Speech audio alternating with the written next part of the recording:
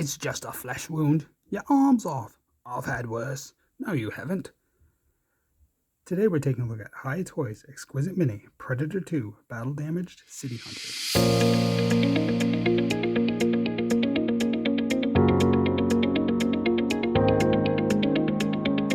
Welcome back. Before we crack open the City Hunter here and take a look at what he brings, my question for you down in the comments is, would you like to see Danny Glover's character brought back for a Predator film? They've always been trying to get Arnold Schwarzenegger back, but he's always said no. But poor Danny Glover has never returned either. It would have been cool if he was in Predators. He was the Lawrence Fishburne character. But I'd love to see Danny Glover back. He took on a Predator with so much less training and weapons than Arnold and his squad. He definitely deserves another rematch. But let me know what you think down in the comments. So looking at the figure, we get a nice look at everything the figure brings. On the back are pictures of him, like the other Predator 2 figures. So let's get him out and see how he looks. So as always, we'll start by measuring him up. You can see he stands about 4.5 inches tall, so a little bit shorter than some of the other Predators we've looked at before. So for accessories, he actually brings a lot. We get our normal Hiya Toys base here with the bag hole. If you take any of these brackets and slot it into any of these little cuts on the side, you can attach it to another Hiya Toys base to form a diorama. We also get two hands. Obviously they are the right hands. They do seem to be the same, so I'm not sure why we got both, but there it is.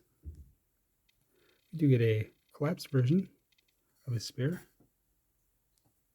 as well as the extended version. Nicely painted, dry brushing in there, picking out all the sculpted detail. We get the disc done in a copper. It's a shame that this isn't blood splattered, since this is what it was used to cut his hand off. It would have been a nice little variation compared to the normal one.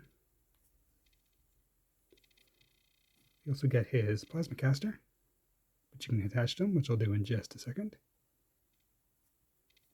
As well as his little breathing unit from when he removes the mask,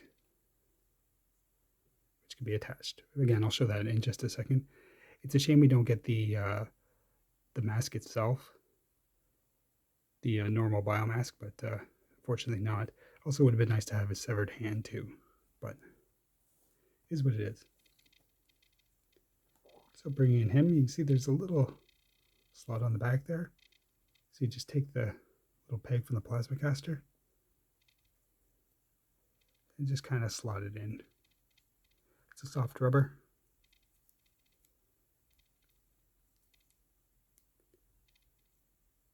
And there it is attached and slides up and everything. You'll have to move his hair out of the way, but there it is there. And the breathing mask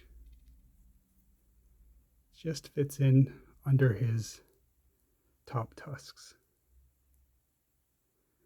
Holds there nice and well. Looks good. So looking at the City Hunter himself, his unmasked head was very, very complicated in the film, much more complicated than the Jungle Hunter. We had a lot of the spikes around him and very complicated paint pattern. And I think Hiya Toys has done a pretty good job of replicating that. It's not as good as the NECA, of course, but this is quite a bit smaller than the NECA figure. So getting all that detail in there is trickier. I think they've done a decent job on it. It looks pretty good in my opinion. I like that they went with the closed mouth look to him too. That's a nice option. They do the screaming fully open mouth quite a bit, so I always like seeing this one. If you look, you can see that there isn't a whole lot of paint in the inner mouth here, but the mandibles do kind of hide that. You can see all the teeth in there. Really cool design. Now, if you're wondering if you can take this head and put it on the normal City Hunter, I would recommend not doing it. I did have one figure arrive with the head detached, and it is very difficult to get on. I actually can't get it to pop back on. It might just be that figure, but I would not pull the heads off these guys if I were you. Let's move down the body. You can see he's got his Predator blood here. Really like the color they used for it. Very vibrant green. Looks better than the crucified Predator from the Predator's line. All of his armor done nice copper color. Lots of dry brushing on it, making it look kind of dirty and worn in that. His gauntlet does extend quite a bit.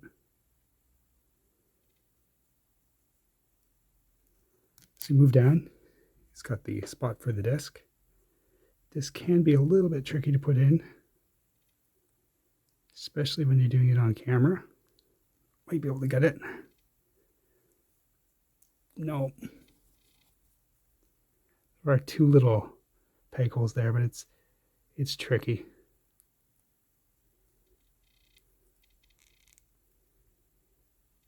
There we go.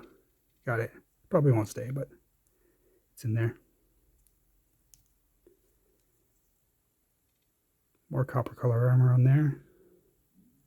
This guy's little pouch on this leg. It doesn't open or anything. Armor on the back. And then of course we have the severed arm there. Not a whole lot of detail in there, but good paint color and everything. That's what you get for activating your bomb, like a coward. So a really cool looking version of the City Hunter. I really like his design in that. I think they did a pretty good job of capturing that in figure form, given the scale and everything. It's not the NECA figure, but it's pretty good. Not their best unmasked Predator they've done, but certainly not their worst. So turning to articulation, the head is on a ball peg. It does rotate all the way around with the hair getting in the way, but it is soft so it can move out of the way. Really good look up and down ability. The shoulders are a little stiff. You don't want to force these Predator 2 figures. They're not as durable as some of the other ones, so just be careful. So mine will go about that high. There is rotation at the bicep. The elbow, single bend. The hands are on a ball peg. This side, it is supposed to bend, it looks like, but mine doesn't. It could just be the paint getting in the way, but I don't want to risk breaking it. As for the ab crunch, goes back a good amount, forward a good amount, and then has the side to side. There is no rotation at the waist. The legs have a really good spread on them with this armor being a soft rubber that gets out of the way. There is rotation at the top of the thigh. We get, there goes the disc. We get a really good double bend knee. They always do a good job on the knees on these guys.